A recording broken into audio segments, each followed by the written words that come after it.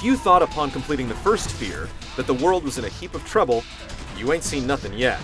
Fear 2 Project Origin has undergone changes in names and publishers, but the visceral combat and creepy atmosphere remain from the first.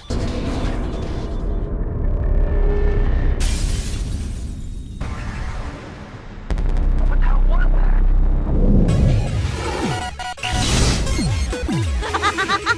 What the fuck?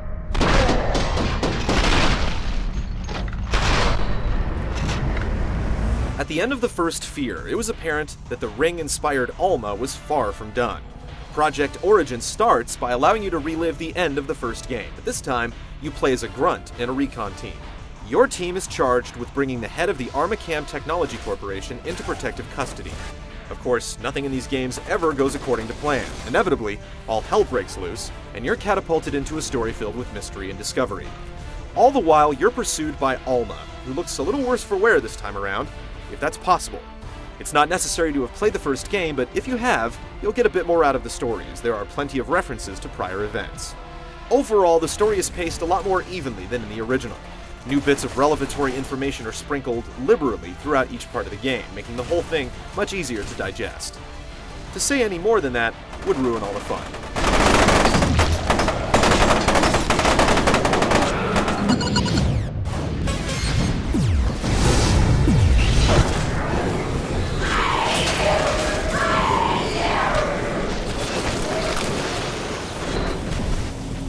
Project Origin stays the course, with some refinement. The main mechanic here is still your character's ability to slow time, making you one tough customer even when surrounded by enemies. Of course, you won't be able to do much damage without weapons. Fear 2 expands on the standard pistols, shotguns, and automatic weapons of the first with some heavier armaments. You'll gain access to missile launchers, nail guns, and even a high-powered laser, but these weapons are clearly geared to help you through specific encounters in the game. You'll stick with the standard issue weapons most of the time. There are also some new grenade types. In addition to frags and proximity mines, you can also use incendiary grenades to take out lots of enemies at a time. Shock grenades are perfect for incapacitating the particularly stiff competition. Then again, you're allowed to carry 4 guns at a time, so you're almost always loaded for bear. There's a much greater variety of bad guys. You'll still kill your fair share of replicas, but they now come in many shapes and sizes.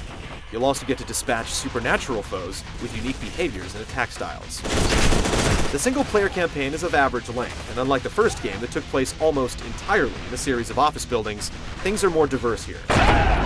14 different sections span underground bases, an elementary school, and ruined streets of a nuked city.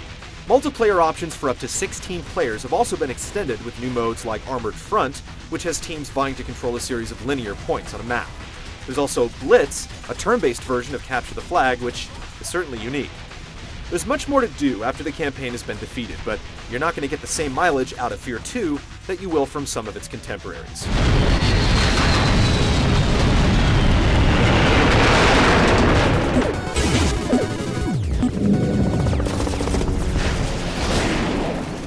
While the gunplay of Fear 2 doesn't feel all that different from the first game, the additional weapon and enemy variety and improved pacing help keep the player engaged to the end. This wasn't really the case with the first game. There's always something new to experience in each area. Sometimes you'll encounter Alma and have to tackle a QuickTime event. Other times, you'll get to pilot a suit of powered armor and become an even more effective one-man killing machine. The supernatural and telekinetic aspects have been integrated into the actual gameplay, rather than just relegated to the story.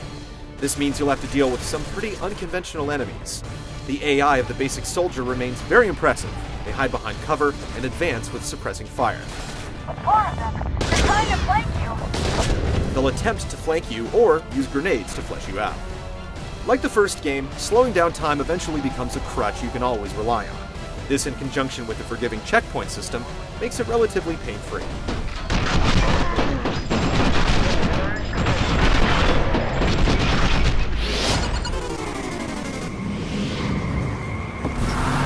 Fear 2 is undoubtedly a treat for the senses. Sure, the game is lifting liberally from the whole Ring Japanese horror thing, but it does a superb job taking that aesthetic into an interactive space.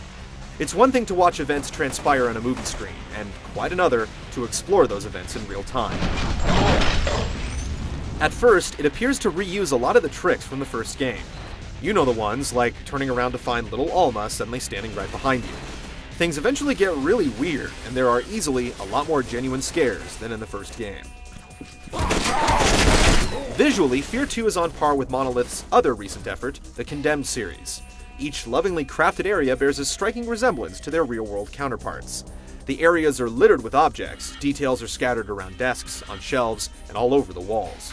The very high-resolution textures make it almost border on photorealism. It's the audio design that should get the most credit for the high creep factor. It's a sophisticated mix of appropriately moody music, realistic sound effects, and a constant undercurrent of supernatural whispers, crackles, and shrieks.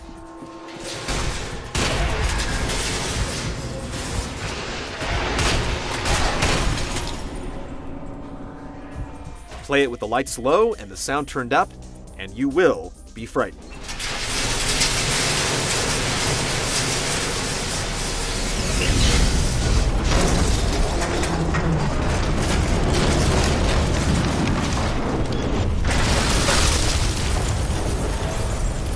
Fear 2 doesn't depart much from the original formula, retaining what was good about the first game while punching up the weaker areas. The improved variety in weapons, locations, and enemies is great, but standards have increased a great deal since Alma's debut. What you get is an atmospheric shooter with a lot of tried-and-true concepts that fails to push the envelope. Fans of horror and first-person shooters will find it a nice blend of the two.